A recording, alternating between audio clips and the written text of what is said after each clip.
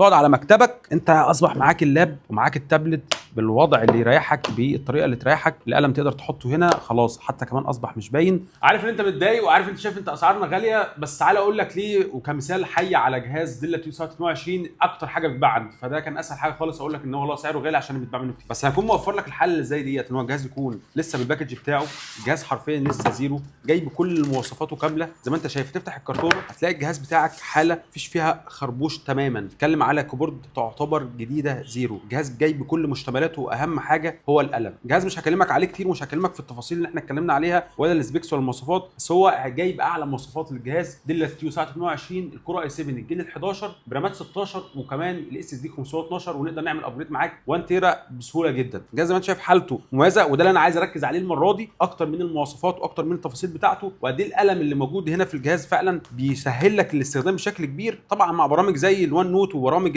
الرسم او ايا كان استخداماتك. لو انت محتاج فعلا جهاز تتحرك بيه في اي وقت، يبقى لاب وتابلت زي ما انت شايف، حطه على المكتب تستخدمه وقت ما تحتاجه لاب، وقت ما تحتاجه تابلت، كل ده هيكون معاك بسهوله جدا. مجرد ما بتعمل كده ماجنتيك شيك جدا، باك لايت، حتى كمان خاماتها هي تعتبر معدن متغطيه بالكربون ده، فمميز جدا. مجرد استخدامك للقلم انت خلاص بقى معاك وضع الجهاز يقدر روتيت معاك بالشكل اللي انت شايفه ده. طبعا بقى القلم هيبقى معاك هنا ماجنتيك في الجهاز، تقدر في اي وقت تستخدم الجهاز زي ما انت حابب تقعد بقى كده على كرسي، تقعد زي ما انت عايز، تقعد على مكتبك، انت اصبح معاك اللاب ومعاك التابلت بالوضع اللي يريحك، بالطريقه اللي تريحك. القلم تقدر تحطه هنا خلاص، حتى كمان اصبح مش باين، قلم ماجنتيك بيقدر يشحن من الجهاز ومن الكيبورد كمان نفسها خلاص كده. فطبعا هو جهاز تحفه جدا، شيك جدا، في قول فيه زي ما انت عايز تقول فينت سكرين، في طبعا الفيس اي دي الهالو ويندوز، مع شويه تفاصيل في البطاريه فعلا ادائها كويس مع التست اللي احنا عملناه. فكل التفاصيل دي كلها لازما عشان تاخدها بجوده كويسه وبسعر كويس. والحاله دي احنا بنتكلم يا مش قطعه واحده، حتى هي اكتر من قطعه عشان تاخد بالحاله دي والكلام ده كله لازما هتدفع. فدايما الجوده احنا عمرنا ما هنتنازل عنها، حتى